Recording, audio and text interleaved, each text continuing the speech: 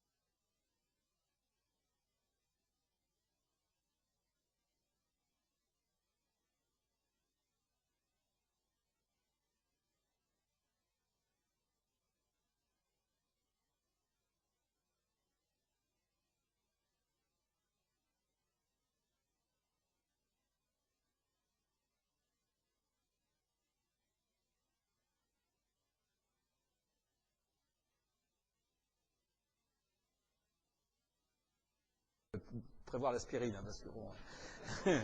Donc je sais pas s'il a fait. Jean-Claude Souverniel vient de Necker. Ouais. Alors je pense que tu diriges l'équipe INSERM ou tu es... Non, je dirige le laboratoire des hormones et je suis dans le service de Gérard Friedlander, qui lui est le chef de service à la fois à Necker et à Georges Pompidou des explorations fonctionnelles. Et je suis affilié à son unité INSERM, mais c'est lui qui la dirige également. Ok. Donc en fait, c'est pas une PTH élevée, hein, simplement comme tu avais mis, j'ai mis une PTH élevée isolée. Enfin, ce que je voulais dire isolée, c'est-à-dire que faire devant une PTH élevée chez quelqu'un qui est normocalcémique et, disons, normophosphatémique. Parce que, naturellement, que faire devant une PTH élevée quand on est hypercalcémique ou hypocalcémique, à la limite, vous savez, ou de toute façon, on va en parler un petit peu. Donc, désolé, hein, petit rappel, obligé. Alors, mais pas trop, hein. Premièrement, vous savez que la calcémie, la fraction ionisée du calcium, c'est un élément qui est extrêmement étroitement régulé. Dès que la calcémie bouge un petit peu d'un point d'équilibre comme on a, notre calcémie ionisée normale à nous, eh bien, on a une protéine située dans plein d'endroits de l'organisme, et on va parler des parathyroïdes. Cette protéine, qui s'appelle le récepteur sensible au calcium, va informer son organe, donc là les parathyroïdes, attention, la calcémie, elle baisse ou elle monte.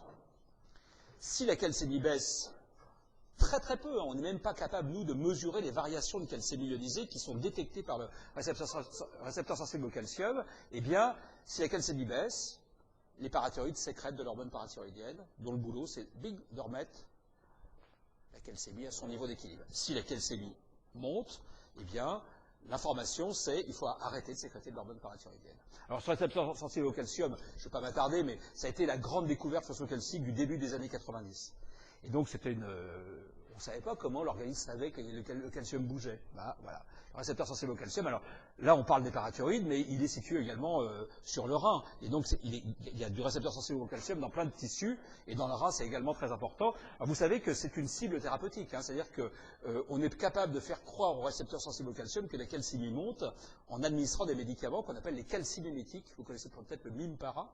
Le Mimpara est utilisé dans l'insuffisance rénale chronique pour contrôler l'hyperpara secondaire de l'insuffisance rénale chronique, et à même l'AMM pour certaines hyperparas primitives, en particulier le cancer parathyroïdien, ou alors les hyperparas primitives qui sont qu'on peut pas opérer pour des raisons, on en parlera tout à l'heure. Donc voilà, récepteur sensible au calcium, première chose importante. Si la calcémie baisse, la PTH monte. Et la PTH monte pour faire remonter la calcémie à son taux normal. Et pour ça, je vous rappelle qu'elle s'y prend de 3 façons. Première façon, elle va libérer du calcium de l'os. Alors, ce n'est pas le remodelage osseux, bien sûr. Là, vous savez que la PTH régule le remodelage osseux. Mais là, on parle de calcium rapidement échangeable.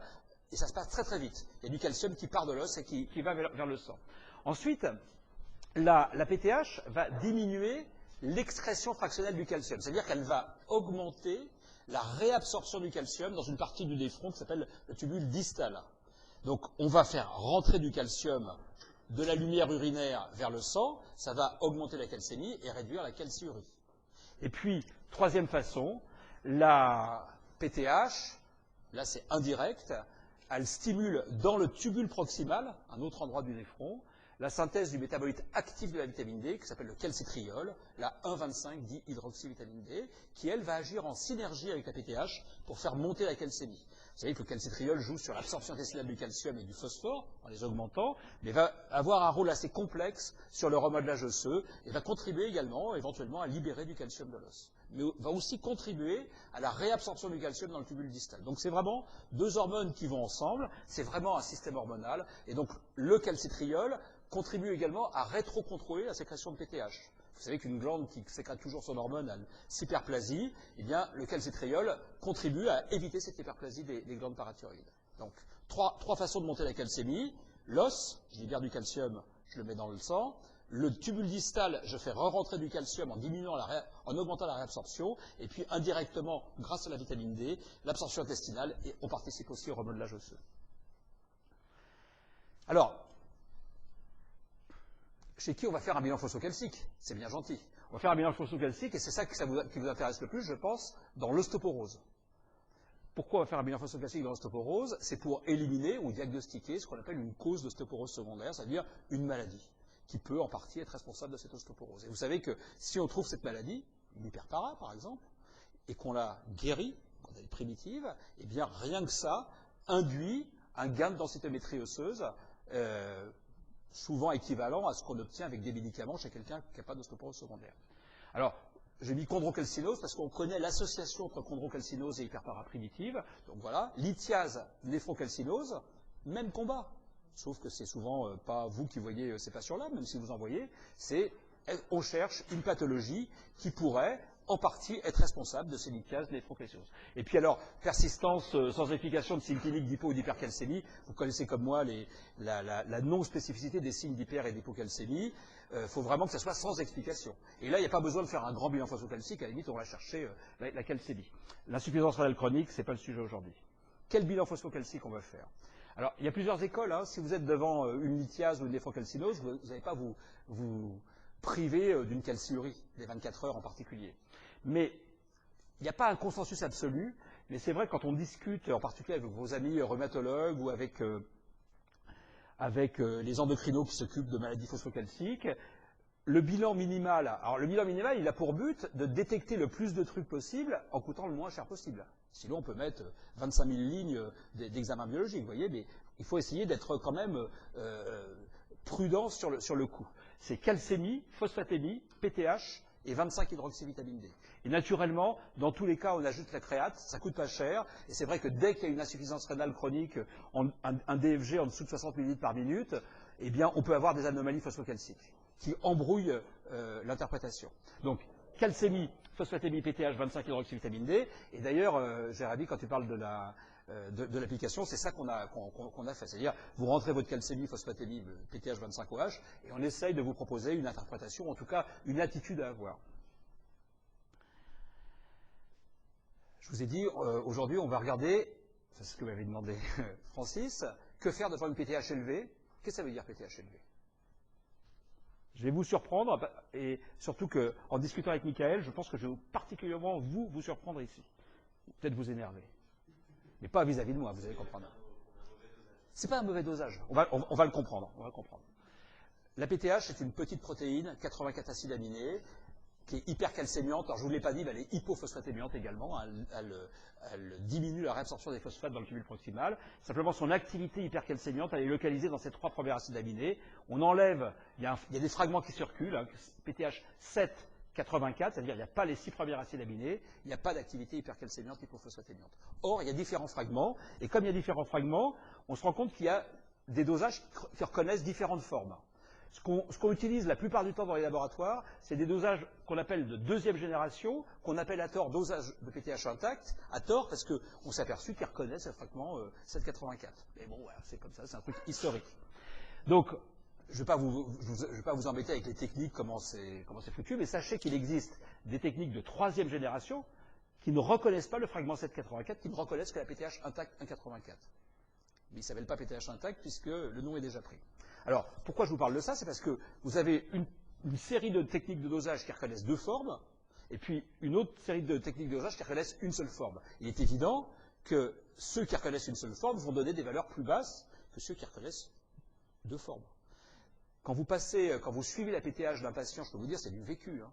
Vous suivez la PTH d'un patient en lui demandant de faire la PTH en ville, et qui va dans 2 labos différents, et que le premier labo A utilise un dosage de 2e génération, et le labo B utilise un dosage de 3e génération, votre patient a l'impression qu'il a diminué de moitié sa PTH et il est vachement content, quand c'est ce qu'on cherche. Pas du tout. Donc ça, on doit pouvoir le résoudre avec les normes, hein, puisque naturellement les valeurs sont plus basses, mais les normes vont avec. Comment on fait des valeurs de référence pour la PTH?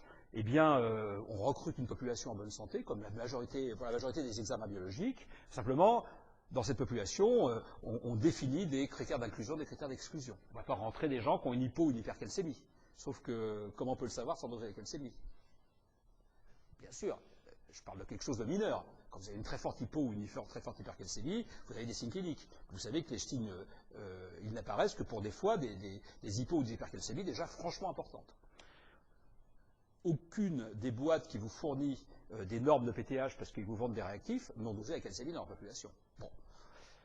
Insuffisance rénale, mais insuffisance rénale, c'est pas la dialyse. Hein. Un DFG inférieur à 60 ml par minute, chez des gens, par exemple, de 70 ans, ça commence à être assez fréquent.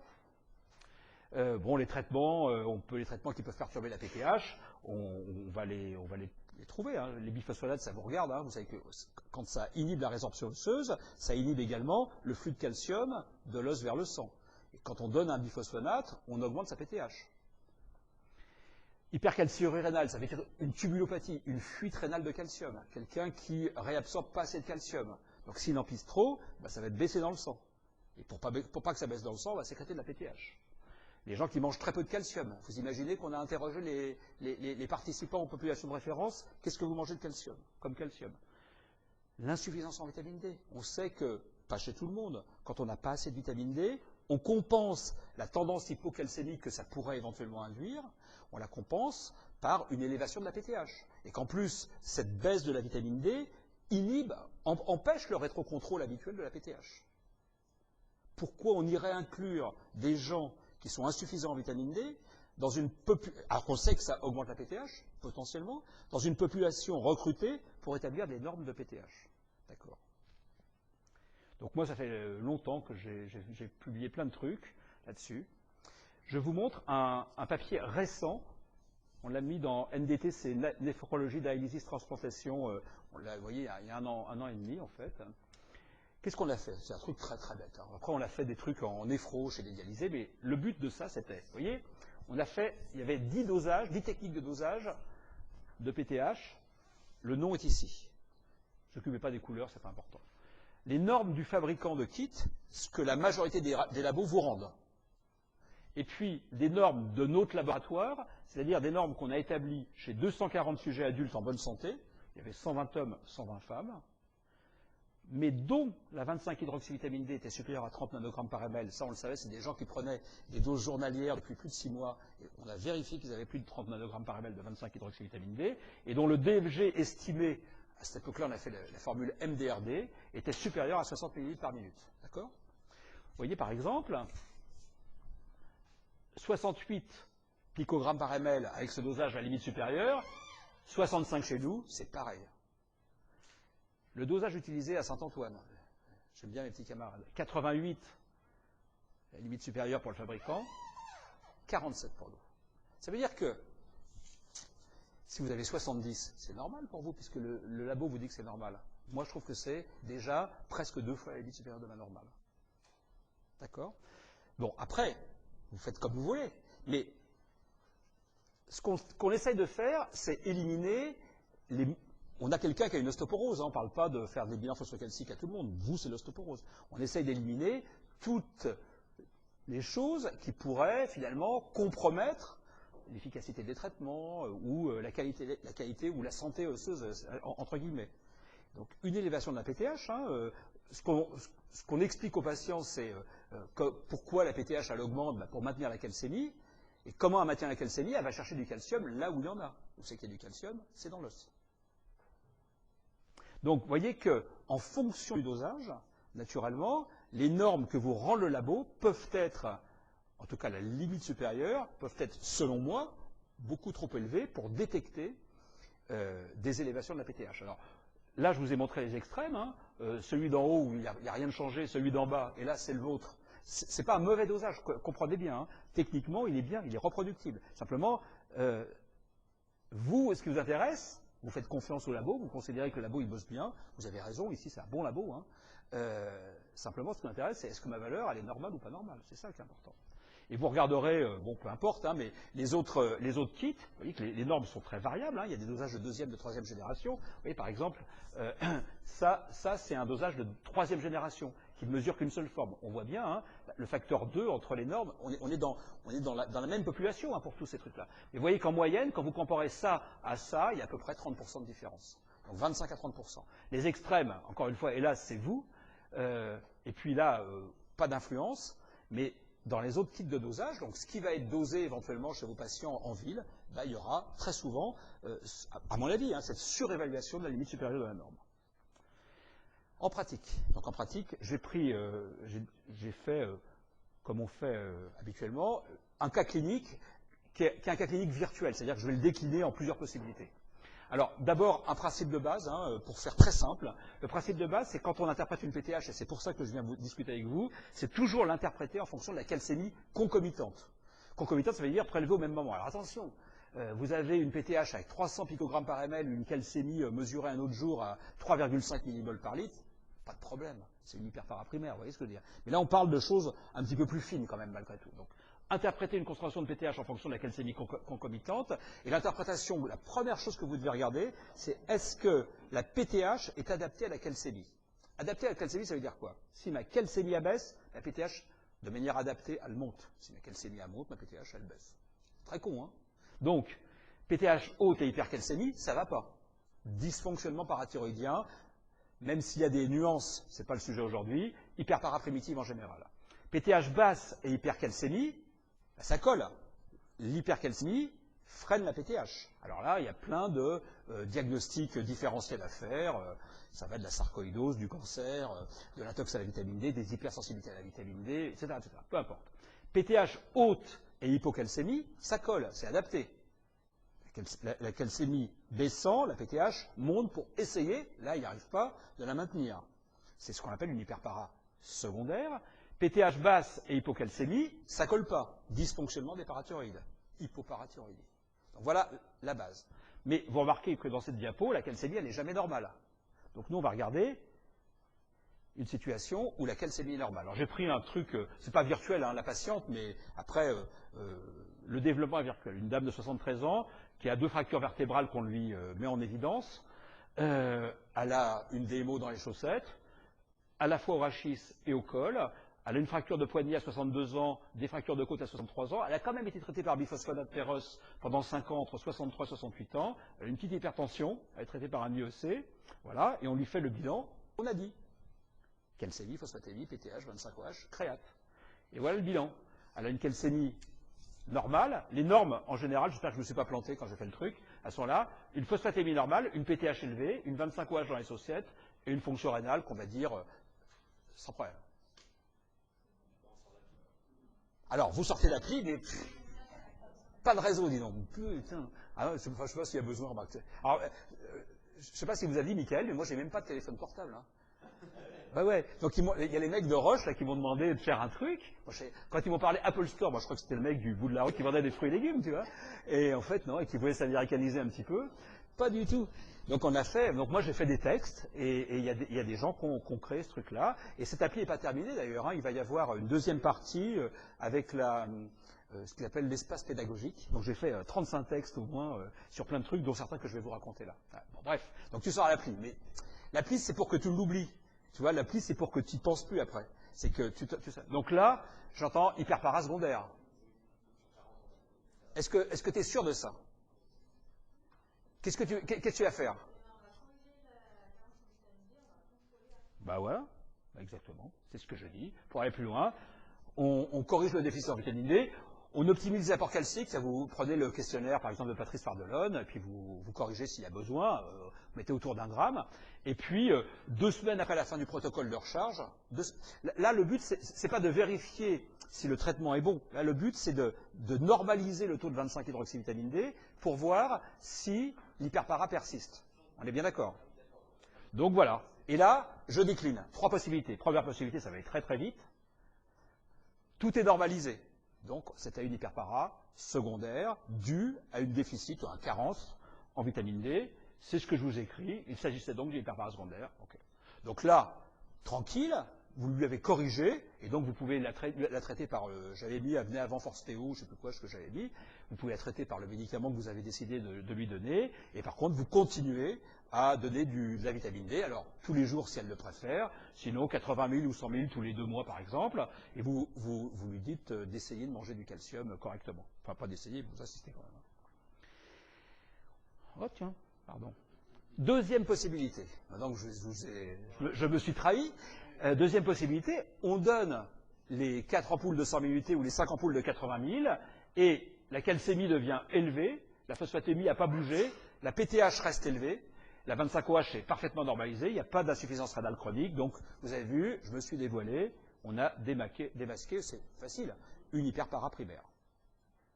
Alors, ça c'est très rare, quand même, rassurez-vous, hein. Quand vous filez de la vitamine D à quelqu'un qui est comme ça, c'est extrêmement rare, mais dans notre expérience, ça arrive, et ça n'est arrivé que chez des gens dont la concentration initiale, là, est effondrée.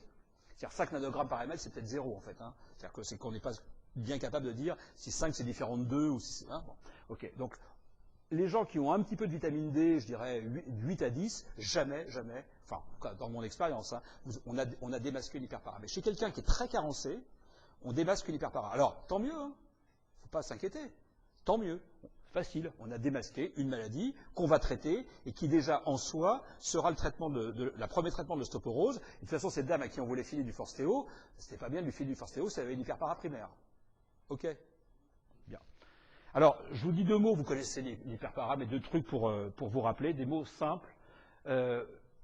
Rappelez-vous que l'hyperparaprimaire, c'est la 3e plus fréquente des endocrinopathies. C'est-à-dire que vous avez le diabète sucré ou les diabètes sucrés, les maladies de la thyroïde et l'hyperparaprimitive. Naturellement, l'hyperparaprimitive, elle est fréquente, mais elle n'est pas fréquente dans toute la population. Dans les études, je dirais, bien menées épidémiologiques, pour regarder la fréquence de ça, chez les femmes ménopausées, vous voyez, plus de 55 ans, vous voyez la fréquence 21 pour 1000, 1 sur 50. C'est-à-dire que si vous cherchez des hyperparaprimitives chez des femmes ostéoporotiques ménopausées, vous ne pouvez pas ne pas trouver des hyperparaprimitives. Au bout d'un certain temps, bien sûr.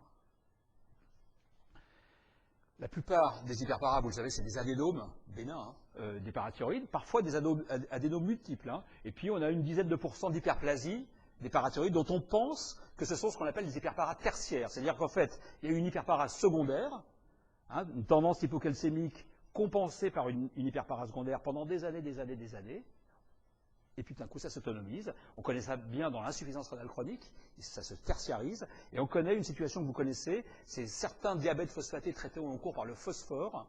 Quand on ne met pas assez de métabolites actifs de la vitamine D, du alpha ou du rocaltrol, on a des hyperparas, on les appelle primaires, mais en fait elles sont tertiaires, donc hypercalcémiques. Alors naturellement, il y a des situations particulières, vous connaissez les néoplasies endocriniennes multiples de type 1, où il y a 100% d'hyperpara primitive, donc on recherche les mutations dès qu'on a un diagnostic chez quelqu'un de jeune. Le cancer parathyroïdien, c'est quelque chose de relativement rare, hein, très rare. Ce qui est important de comprendre, c'est que parmi les hyperpara primitives, c'est une infime proportion qui est symptomatique. L'immense majorité est asymptomatique. Si vous ne la cherchez pas, vous ne la trouvez pas. Et, quelques vérités, le diagnostic de l'hyperpara primitive, c'est biologique.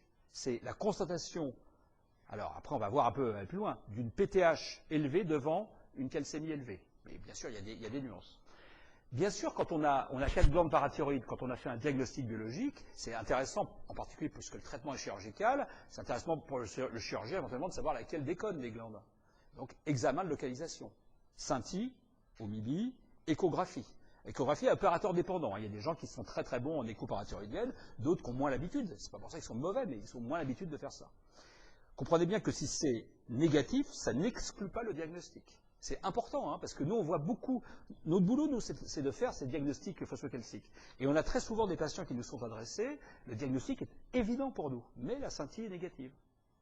Donc, qu'est-ce que ça peut être? C'est une hyperparaprimitive. Alors après, comme le traitement est chirurgical, la question c'est, est-ce qu'il y a un chirurgien qui va être OK pour aller regarder sans localisation? Il y en a, hein, bien évidemment. Mais ce n'est pas n'importe quel chirurgien. Donc, c'est vrai que l'expérience du chirurgien sur cette pathologie-là, elle est très, très importante.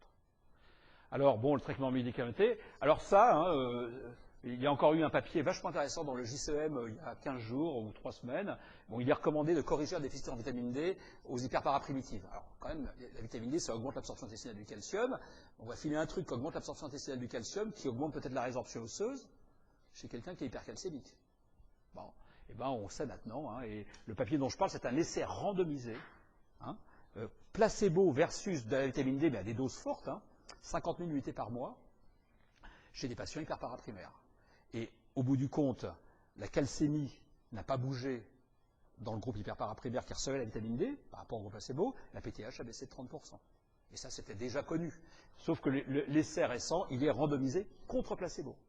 Donc, c'est une recommandation du groupe d'experts qui donne les recos pour la prise en charge des hyperparas primitives asymptomatiques. Bien.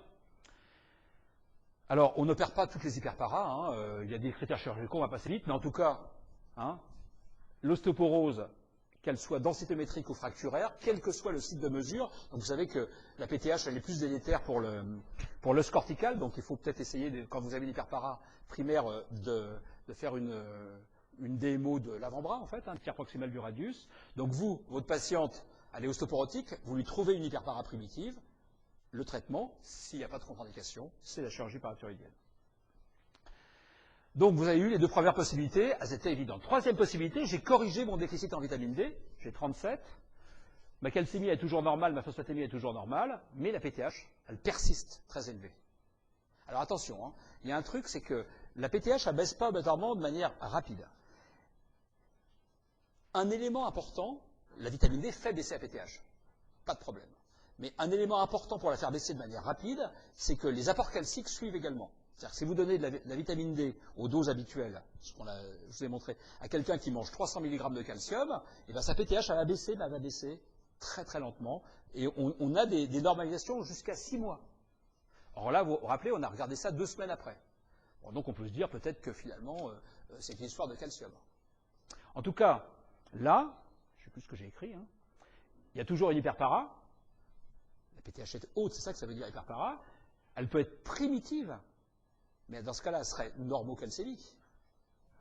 Ou alors secondaire, mais si elle est secondaire, elle ne semble pas plus due à un déficit en vitamine D. Dans la majorité des cas de ce type, c'est une hyperpara secondaire, mais il faut en trouver la cause. Donc on va éliminer les différentes causes d'hyperpara secondaire, on va évaluer les apports calciques, on va faire des explorations complémentaires, et ce n'est qu'après, éventuellement, qu'on envisagera le diagnostic d'hyperpara primitive normocalcémique.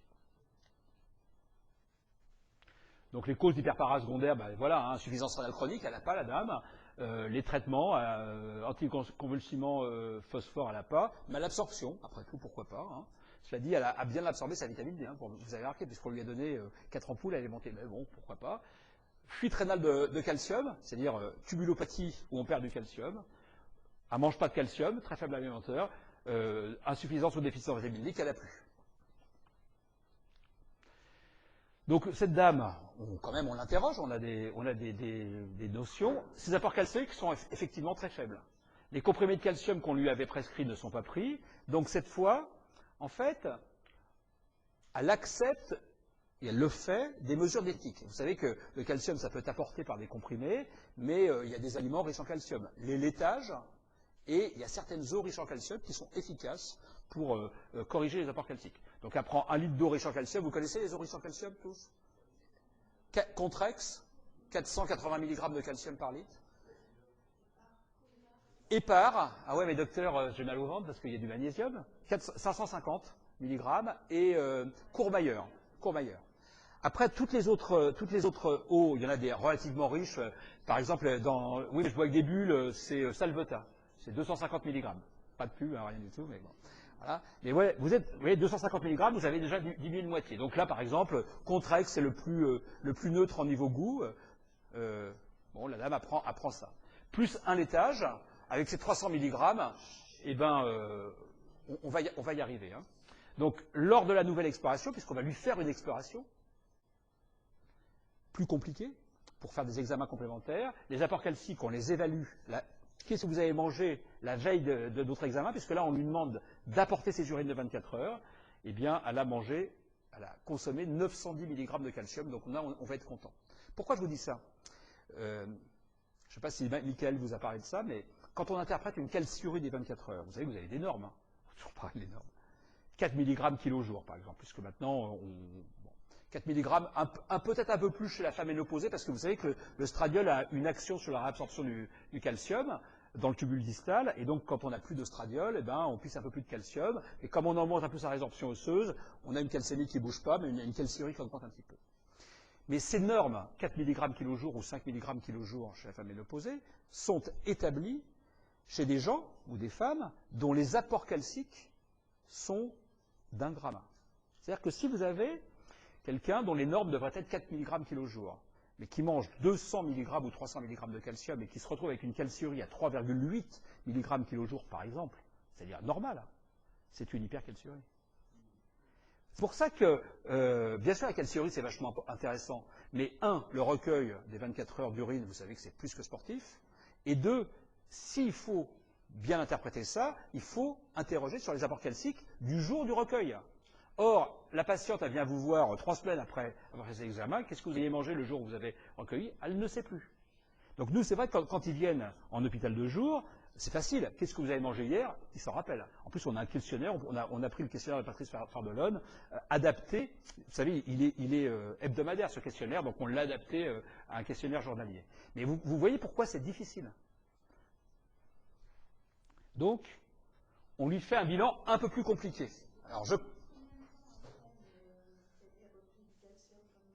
Alors, si pendant puisque c'est journalier, hein, le calcium, c'est pas comme la vitamine D où ça a une demi-vie longue, le calcium, il faut le prendre tous les jours. Donc, une quinzaine de jours après. En fait, après, c'est la pratique, c'est quand est-ce qu'il y a de la place dans l'hôpital de jour. Hein. mais une quinzaine de jours après, ça peut faire, hein, bien sûr. Bon. Donc là, voilà la troisième possibilité que je poursuis. Mais vous voyez, j'ai fait 2 suites à cette troisième possibilité. Donc voilà la suite numéro 1. Donc cette dame, elle vient, vous avez compris, on a corrigé ses apports calciques. Elle n'a plus de déficit en vitamine D, elle continue à prendre de la vitamine D, et on lui fait un bilan un peu plus extensif que ce qu'on a fait. Elle a une calcémie qui est normale, l'albuminémie qui aurait pu éventuellement corriger la calcémie si elle avait été basse, on l'oublie, la phosphatémie est normale, la PTH elle est toujours élevée, j'ai pris les mêmes chiffres, la 25OH elle est à peu près normale, on a 2 marqueurs, l'un de la résorption, l'autre de la formation osseuse qui sont élevés, son FG est toujours normal, elle a une hypercalciurie des 24 heures franche, avec une hypernatriurie. Vous savez, quand on mange trop de sel, on pisse plus de calcium. C'est clair pour vous? Non, mais c'est ce qu'on appelle une hypercalciurie d'entraînement. C'est qu'il y a un défaut de réabsorption dans un segment du néphron qui s'appelle l'anse de Henle, la branche ascendante large. Et donc, quand on dose la calciurie des 24 heures, on dose la natriurie, ça coûte absolument pas cher. Mais ça veut dire que c'est une hypernatriurie, ça peut contribuer un peu à l'hypercalciurie, mais en aucun cas, ça la met 2 fois au-dessus de la limite supérieure de la normale. Mais en tout cas, ça participe à l'hypercalciurie. Donc, calciurie des 24 heures élevée avec hypernatriurie, et on fait un rapport calcium sur créate de jeûne, c'est-à-dire en fait c'est la deuxième miction du matin quand elle vient au labo, et vous voyez la norme est ici inférieure à 0,40, elle a une hypercalciurie de jeûne, et ça je ne sais pas si vous connaissez le TM du phosphate, ou le taux de réabsorption des phosphates, ça vous dit quelque chose, hein? Si ça ne vous dit rien, c'est un calcul en fait qui inclut la phosphatémie, la phosphaturie, la créatininémie, la créatininurie, et avec ça on fait un machin, on mélange et on a le taux de réabsorption des phosphates qui correspond au pourcentage de phosphate réabsorbé par rapport à la quantité de phosphate qui va être filtrée. Qu'est-ce que ça veut dire? Ça veut dire que si le TRP est bas, il y a un excès de phosphaturie, il y a un défaut de réabsorption. Par exemple, quand vous avez un diabète phosphatémique, enfin quand vous avez une hypophosphatémie, si vous voulez savoir si elle vient d'un défaut de réabsorption, si elle vient d'un défaut d'absorption, ben vous faites le TRP. Si le TRP est bas, ça veut dire qu'on pisse du calcium, du phosphate, excusez-moi. Donc, première possibilité, là, je peux vous dire par rapport à ce qu'on fait nous, il manque quelque chose de fondamental, c'est la calcémie ionisée que j'ai mise ici. Alors la calcémie ionisée, c'est le juge de paix. Sauf que c'est vachement difficile à obtenir dans de bonnes conditions. Ça nécessite un peu des conditions préanalytiques, un peu comme des gaz du sang, donc un dosage rapide. Ça nécessite que le tube ne soit pas ouvert avant de passer dans la machine. On l'a fait, par exemple, on fait pas ça dans mon laboratoire, enfin plus ça dans mon laboratoire, mais les biochimistes de Neckar, avec moi, avaient fait l'expérience. Un tube bien prélevé, on ouvre, on le met dans la machine, on fait le dosage. On pose le tube ouvert 5 minutes, hein, montre en main sur la paillasse, on redose, complètement différent. Alors, je pense qu'il y a le calcium ionisé qui est fait très bien ici. Simplement, le laboratoire vous rend parfois des calcémies ionisées, pH, calcémie ionisée pour un pH à 7,40. D'accord?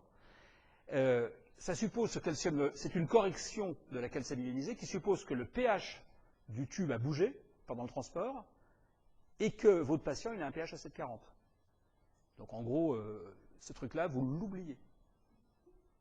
Non, mais c'est perturbant, parce qu'en plus les normes sont souvent écrites à côté du pH corrigé, du calcium ionisé corrigé à un pH à 7,40. Par exemple, quand vous faites un dosage de calcium ionisé en ville, il il est envoyé dans des laboratoires centraux comme Biomnis ou Cerba, qui sont de très bons labos, et qui vous rendent un calcium ionisé corrigé pour un pH à 7,40.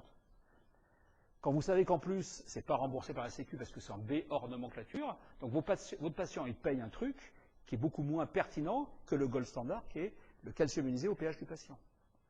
Je ne sais pas si c'est clair pour vous, mais vous savez que le calcium, il est en partie transporté par l'albumine. L'affinité de l'albumine pour le calcium dépend du pH. Cette affinité augmente très fortement lorsque le pH augmente, quand on est en alcalose. Et au contraire, elle diminue quand on est en acidose. C'est-à-dire que vous prenez quelqu'un qui a une calcémie donnée totale et une albuminémie donnée, sa calcémie ionisée sera plus basse s'il est en alcalose et plus haute s'il est en acidose. Et donc, il a le droit d'être en alcalose, il a le droit d'être en acidose. Et donc, vous mesurez la calcémie ionisée au pH du patient. Une fois que j'ai dit ça, et je ne répète pas parce que Francis m'a fait le truc, c'est qu'il m'enregistre. Donc, vous pouvez vous repasser le truc le soir, avant de dormir. Ah ben exactement. Alors, j'ai les normes ici, vous voyez, 1,17 à 1,30. 1,19, c'est plutôt vers le versant, c'est normal. C'est vers le versant bas de la normale. Alors, là, je ne dis pas que j'ai assez parlé, parce que je vais vous reparler. Vous voyez, calcémie ionisée normale basse, phosphatémie normale, PTH élevé, 25 OH, pas de déficit en vitamine D, apport calcique correct, hypercalciurie des 24 heures et de jeûne, avec une hypernatriurie. Ça vous évoque quoi? Est-ce que ça vous évoque quelque chose? Alors, je vous aide. Je vous l'écris là. Cette exploration est en faveur du diagnostic d'hypercalciurie rénale. Si vous voulez, vous pouvez avoir une hypercalciurie parce que vous avez une tendance hypercalcémique. Si la calcémie monte, l'organisme il va s'adapter. Et parmi les moyens d'adaptation, il va d'abord baisser sa PTH. Et la PTH va faire qu'on va avoir la baisse de la PTH, moins de réabsorption du calcium, donc plus de calciurie. Quand on a une hypercalcémie, ce n'est pas lié au parathyroïde, dans un premier temps, pour se défendre contre, quand on a une tendance hypercalcémique, excusez-moi, dans un premier temps, pour se défendre contre ça, on élimine du calcium par les urines. Mais pourquoi la calcémie, elle serait normale basse dans ce cas-là? Vous voyez? Donc l'hypothèse, c'est le point de départ de l'anomalie, je dis bien c'est l'hypothèse. C'est, il y a une tubulopathie, on perd du calcium, on en retrouve trop dans les urines de jeûne, mais il y a une hyperrésorption aussi, d'un côté ça peut être résorptif. Et on en retrouve trop dans les urines de 24 heures. La conséquence de cette fuite rénale, c'est la calcémie a tendance à baisser, et pour parer à ça, on sécrète de l'hormone parathyroïdienne. Le traitement, c'est un diurétique thiazidique. Donc, ils sont quand même des hors AMM, là, enfin des antihypertenseurs. Des antihypertenseurs, mais avec une propriété qui est d'augmenter la réabsorption du calcium. Alors, nous, ce qu'on fait, et ça peut être fait en médecine de ville, à condition de bien baliser le côté labo, c'est qu'on fait ce qu'on appelle un test au thiazidique. Le test au thiazidique, on a choisi, donc c'est basé sur une publi, c'est pas nous qui avons inventé le truc. On donne du mot diurétique, le mot diurétique parce qu'il est associé à un autre antihypertenseur et ça fait un thiazidique un peu moins hypokaliémiant, parce que c'est une des conséquences des thiazidiques. C'est bien gentil de réduire la calciurie, mais si on fait baisser la kaliémie, c'est moins bien, quoi. Bon. Donc là, on donne un demi-comprimé de mot diurétique matin et soir pendant 14 jours. D'accord? Le 13e jour, le patient ou la patiente dans ce cas-là, recueille ses urines de 24 heures. Naturellement, on lui dit notez ce que vous avez mangé. Mais ce jour-là, quand elle fait ses urines de 24 heures, elle prend son mot diurétique le matin, son demi, et son demi le soir. Le lendemain matin, elle vient au labo avec ses urines de 24 heures, en ayant pris son demi-comprimé de mot diurétique. Donc elle est sous l'effet du médicament. Et on lui fait le bilan. C'est quoi l'idée? C'est si le diagnostic, c'est ce que je suppose, une fuite rénale de calcium, je vais résoudre ce problème, oui, en partie ou totalement, avec le thiazidique, c'est-à-dire que je vais augmenter ma réabsorption du calcium, donc je vais diminuer ma calciurie, mais en diminuant ma calciurie, je vais faire re-rentrer du calcium, ça va augmenter ma calcémie, mais je ne vais pas l'augmenter, puisque quand ça va augmenter jusqu'à un certain point, la PTH elle va baisser. D'accord? Pour que ça marche, le seul point, et ça c'est important d'insister là-dessus, c'est limiter vos apports en sel, madame. Parce qu'on sait, on ne sait pas bien pourquoi d'ailleurs, on sait que le thiazidique ne marche pas bien sur la diminution de la réabsorption du calcium chez des gens qui mangent trop salé. Voilà ce que l'on trouve chez cette dame. Ça, je veux dire, tout ce que je vous montre, c'est des trucs vrais, sauf que là, je l'ai bidonné sur une seule patiente, hein, bien sûr. Cette dame, quand elle vient, donc qu'est-ce que j'ai voulu faire? C'est réduire sa calciurie. On lui a dit, mangez pas trop de sel. Rappelez-vous, elle avait 200, je ne sais plus combien. Là, c'est bien. Sa calciurie des 24 heures, c'est normalisé. Sa calciurie de jeûne, c'est normalisé. Sa calcémie ionisée est parfaitement normale. La PTH, c'est parfaitement normalisé. Et puis vous voyez, et ça, encore une fois, hein, c'est ce qu'on observe, les marqueurs du remodelage sont également normalisés. Donc son traitement, bien sûr, elle a une ostéoporose, vous l'avez traité par le traitement que vous aviez envisagé, mais elle va continuer à prendre un thiazidique. Deuxième et dernière possibilité, donc la suite 2 de ma troisième possibilité, plutôt, pardon. C'est juste pour vous remettre en mémoire, parce que je vous ai embrouillé un petit peu, c'est le même que tout à l'heure. Calcémie normale, sans hypoalbuminémie, phosphatémie normale, PTH, rappelez-vous, hein, on essayait de comprendre pourquoi cette PTH était élevée isolément, PTH toujours élevé, 25 OH, remodelage osseux augmenté dans les deux sens, le DFG normal, hypercalciurie des 24 heures, et de jeûne. Mais ce que je voulais vous montrer, la seule différence, c'est que là, cette fois, la calcémie ionisée, vous voyez, on est dans la finesse, hein, c'est normal. Elle n'est pas normale basse, mais elle est normale haute. C'est la seule différence avec tout à l'heure. Donc moi, qu'est-ce que je me dis? Mais j'ai pas, bien sûr, on a une forte hypothèse là-dessus. Mais je dis là, cette fois, la calcémie ionisée, normale haute, suggère, prudent, hein, le mec, la possibilité d'une hyperparaprimitive, bien sûr, qui sera normocalcémique. Et elle sera doublement normocalcémique, puisqu'elle est vraiment normocalcémique sur la calcémie ionisée. Mais, je vais quand même, après tout, la biologie, il y a ce qu'il y a dans les bouquins, et puis il y a la vraie vie. Donc je vais quand même lui faire un test au thiazidique. Je lui fais un test au thiazidique, rappelez-vous, ce que je veux, c'est réduire la calciurie et voir ce que ça devient. J'ai réduit ma calciurie, je ne l'ai pas normalisée par rapport à tout à l'heure, mais je l'ai franchement réduit. Vous voyez, j'ai une calciurie marginalement haute. Franchement, c'est du pinaillage. Mais je sais que si j'ai réduit ma calciurie, puisque ça a bien marché parce que la natriurie s'est normalisée, c'est que j'ai fait re-rentrer du calcium dans le sang. Regardez sa calcémie totale, elle est normale. Hein. Regardez sa calcémie ionisée, elle est modestement élevée par rapport à la limite supérieure des normes. Donc j'ai démasqué une tendance hypercalcémique, ou j'ai créé une tendance hypercalcémique. Oui. Attends. Parce que ça peut se faire en ville. Mais bien sûr, je vais faire une charge calcique. Mais là, tu me coupes mon truc, là. En tout cas, en faisant monter ma calcémie au-dessus de la norme, j'ai fait baisser ma PTH. Rappelez-vous, elle était à 100, je ne sais plus combien, 9. Mais je suis loin d'avoir normalisé. Et en plus, le 65 ici, moi, dans mon labo, avec ce dosage, c'est 50. Hein. Donc, là, pour moi, alors, on avait les apports calciques urinaires, les apports calciques alimentaires, pour interpréter la calciurie, ils étaient corrects. Hein. Ok. Donc là, voilà comment j'avance. Les résultats sont très évocateurs d'une hyperparaprimitive. Mais cette dame, elle a une ostéoporose. Si elle a une hyperparaprimitive, je l'envoie chez le chirurgien. Donc je dois bétonner le dosage. Et là, le test, mais là ça se fait pas en ville, là ça se fait en hôpital de jour, le test qui va permettre de faire, et il n'est pas facile à interpréter, le diagnostic d'une hyperparaprimitive normocalcémique, c'est le test de charge calcique. Et maintenant qu'on sait que les hyperparaprimitives normocalcémiques sont assez fréquentes, on fait un test de charge IV. Alors, le test de charge IV, voilà ce qui correspond à ce qu'on a fait chez cette dame. On lui donne d'abord la même chose que d'habitude. Donc on lui fait un bilan, là j'ai édulcoré, hein. On lui fait un bilan biologique à T0. Elle vient au laboratoire, on lui demande de ne pas trop manger de calcium la veille. Elle vient au laboratoire avec ses urines de 24 heures.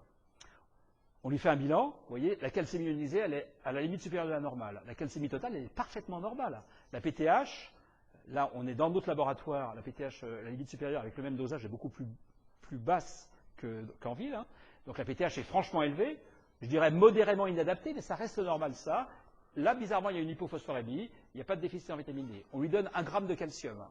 Au bout de 2 heures, sa calcémie, vous voyez ce que c'est de manger 1 gramme de calcium, ça fait quand même monter pas mal hein, la calcémie ionisée. Mais regardez, la calcémie totale, elle est toujours normale. Si vous n'avez pas la calcémie ionisée et que vous faites que la charge calcique péros, vous détectez rien du tout. Vous avez monté votre calcémie ionisée et vous avez fait baisser votre PTH. Modestement. Mais là, on a une PTH qui, pour moi, est au-dessus de ma norme, avec une calcémie ionisée qui est au-dessus de la norme. Donc là, je révèle l'inadaptation de la PTH à la calcémie ionisée. Ensuite, je donne une charge IV, c'est-à-dire que c'est une perf. Alors la perf, c'est 20 minutes. Je crois que j'ai filé le protocole à Michael, mais sinon on peut en reparler. Après, la perf, c'est 20 minutes d'une solution à 2 mg par kilo de patient, hein, de calcium élément, sous forme de gluconate de calcium. C'est ça souvent l'ambiguïté pour les infirmières, c'est qu'elles mettent des milligrammes de gluconate de calcium et en fait elles n'injectent pas assez de calcium. Donc c'est milligrammes de calcium élément, il y a la conversion. Donc le médecin là, il faut qu'il fasse le calcul avec elle au début. Et donc c'est une perf lente sur 20 minutes, 5 minutes de rinçage de tubulure, on attend 5 minutes et on fait 30 minutes après le début de la perf. Et vous voyez, la calcémie ionisée, elle est montée à 1,50. C'est-à-dire, elle est montée sans aucune ambiguïté, très largement au-dessus de la norme. Et puis, on fait encore un peu après, bon voilà. Et vous voyez que là, péniblement, on est arrivé à une hypercalcémie totale. Et vous voyez que la PTH, elle a baissé, elle a franchement baissé, hein, elle a baissé de beaucoup plus de la moitié. Mais là, elle est franchement inadaptée à cette... Avec une calcémie comme ça, je peux vous dire que la PTH, elle devrait être en dessous de la norme. Et donc, il n'y a pas d'hypocalciurie qui pourrait faire un diagnostic différentiel d'hypercalcémie hypocalciurie. Vous connaissez sa limitation inactivante du récepteur sensible au calcium. Donc pour nous, c'est le diagnostic d'hyperparaprimitive. Alors après, il faut trouver le chirurgien. Donc c'est vrai que nous, aujourd'hui, on bosse avec Émile Sarfati à Saint-Louis, qui a vachement l'habitude d'en voir, qui en plus les opère, il nous dit, je pense qu'il nous ment, qu'il ne regarde pas les scintilles et les échos. Mais au moins, il n'hésite pas à y aller si la scintille et l'écho sont négatifs. Donc, on ne peut pas aller plus loin aujourd'hui que ça. Le diagnostic de l'hyperparaprimitive normocalcémique, il se fait avec le test de charge calcique IV. Alors, est-ce que c'est juste pour se faire plaisir? Parce qu'on peut se dire, après tout, on s'est posé la question, hein, on peut se dire, on fait des trucs complètement tordus, il y a eu 3 ou 4 hospitalisations, enfin pas hospitalisation, mais bilan biologique, pour faire un diagnostic d'une maladie totalement bénigne, chez une patiente quand même qui est très ostéoporotique. Et chez qui, si je lui avais fait le Forsteo, peut-être qu'elle n'aurait pas été contente. Donc on s'est posé la question de la façon suivante. On a publié ça l'été dernier dans JCEM. Comment est l'évolution de la densité osseuse 1 an après chirurgie parathyroïdienne chez des hyperparaprimitives hypercalcémiques modérément, hein, et des hyperparaprimitives normocalcémiques? Eh bien, le gain de densité métrique est le même, environ 4%, ce qui n'est pas énorme, hein, 4-5%, mais c'est aussi bien que si tu files un biphosphonate à quelqu'un qui n'a pas d'hyperparaprimitive. Alors là, après, il y a l'échelon individuel. Chez qui tu es capable de dire, j'ai un gain de plus, par exemple, 30 mg par centimètre carré. Donc là effectivement, c'est pas chez tout le monde. Les patientes ne perdent plus de DMO, alors que la dame qu'on a vue là, que j'ai ciblée, elle avait des fractures vertébrales, elle avait une vraie souffrance. Donc cette dame, cette chirurgie parathyroïdienne pour une hyperparaprimitive normocalcémique, lui fait gagner de la densité osseuse. Alors naturellement, pour lui faire gagner de la densité osseuse, il faut lui donner de la vitamine D et du calcium, bien évidemment. Hein. Il faut optimiser sa part calcique, parce que sinon elle fait ce qu'on appelle un hungry bone syndrome. Vous savez, après une chirurgie parathyroïdienne ou n'importe quelle endocrinopathie, en fait, l'os, il va se mettre à devenir un peu fou, à récupérer, et à ce moment-là, il lui faut du substrat. Et le substrat, c'est le calcium. Mais si vous donnez du calcium, normalement, hein, si vous optimisez le statut vitaminique D, eh bien vous pouvez vous attendre à un gain significatif de densité osseuse. Et puis, dernière chose, JCEM également du début de l'été cette année, une équipe américaine, donc je ne sais pas si vous connaissez John Bilzikian, c'est un endocrino de New York, mais c'est je dirais, entre guillemets, s'il y a Pond, ça existe, le Pond des parathyroïdes. C'est lui qui avait fait le gros bouquin, le truc, tu te casses le pied si tu le prends tu vois, s'il le fait tomber, sur les parathyroïdes. Vraiment, il a fait toute sa carrière sur ce sujet-là. Ils ont fait, avec son équipe, une évaluation de la fréquence des hyperparaprimitives normocalcémiques dans 2 cohortes.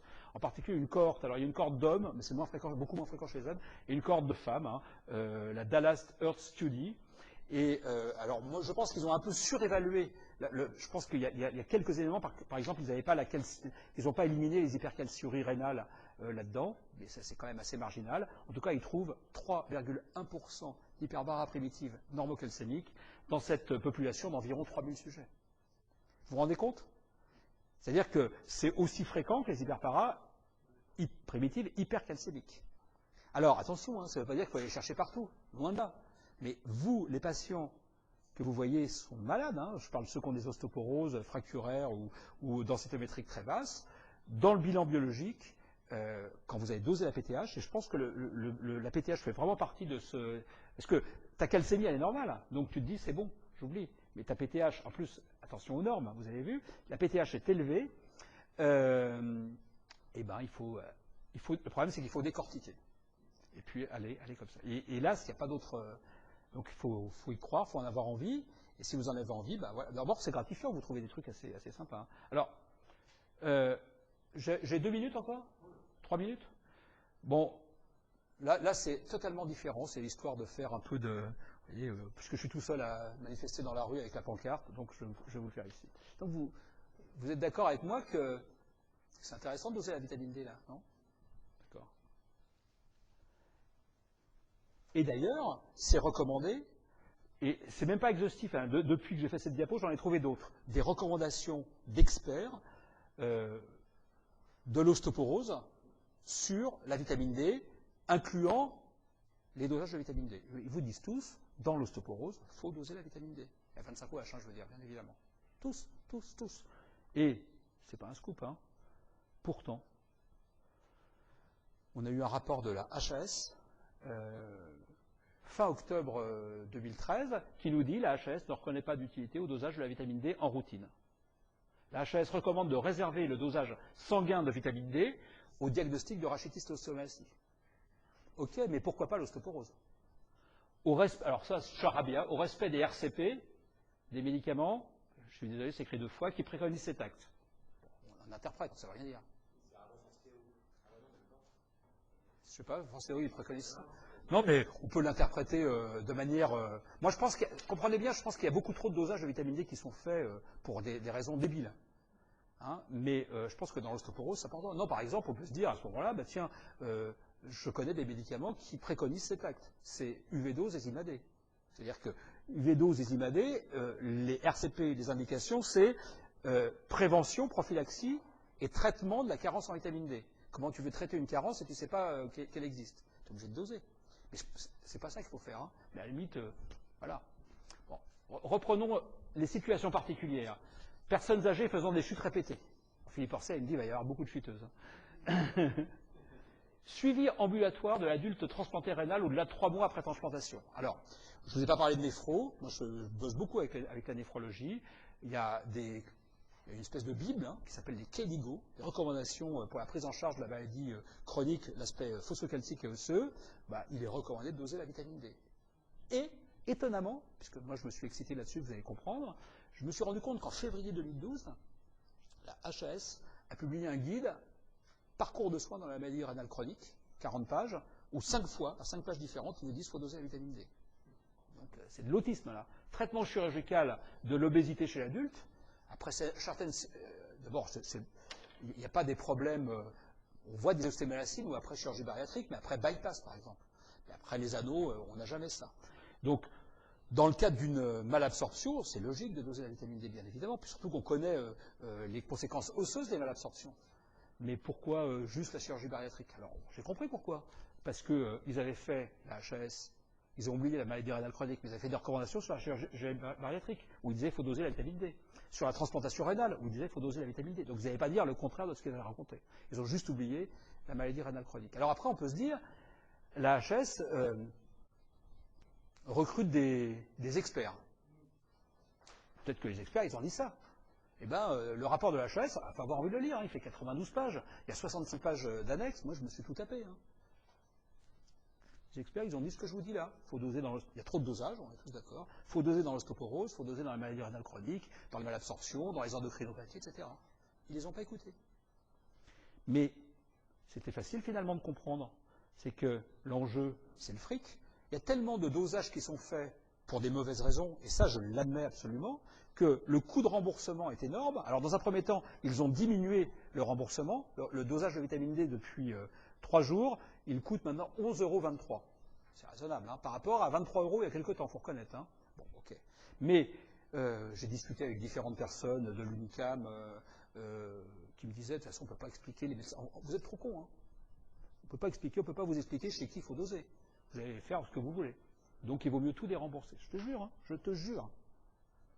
Donc, le déremboursement, pardon, tiens, c'est marrant, je suis désolé. Bon, je pensais qu'il y avait autre chose. Le déremboursement a été voté le 30 janvier, en dehors des indications débiles dont on a parlé, hein, là, a été voté le 30 janvier 2014 par l'UNCAM. Mais, donc on a fait, il a été contesté hein, par moi, bien sûr, mais par plein de gens. D'ailleurs, les plein de gens, bah, Francis, Michael, de votre service ont signé. Ça, c'est un édito, vous voyez, il y a plus de noms que de lignes de texte dans l'édito, en fait. Hein. Donc, c'est des...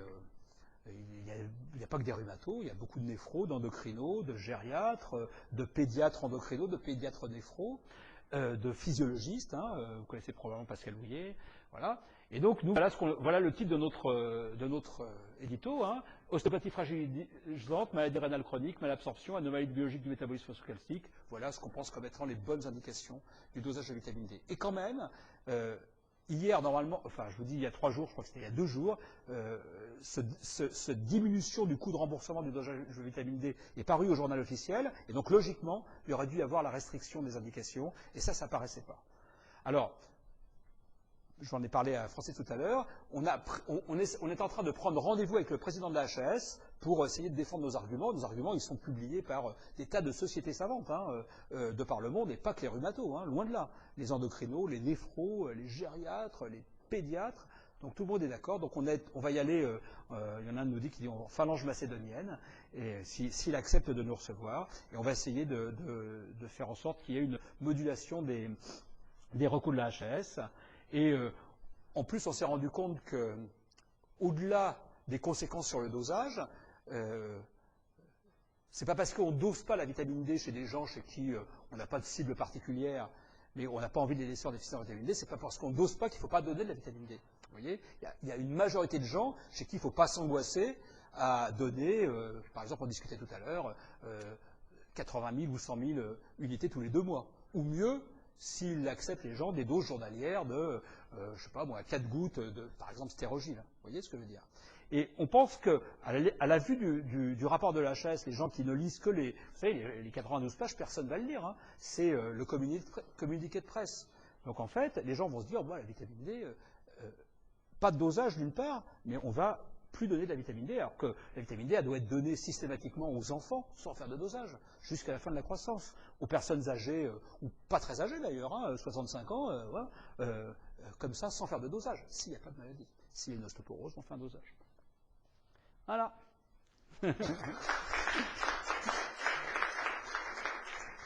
Bon, je lui ai dit de mettre l'aspirine.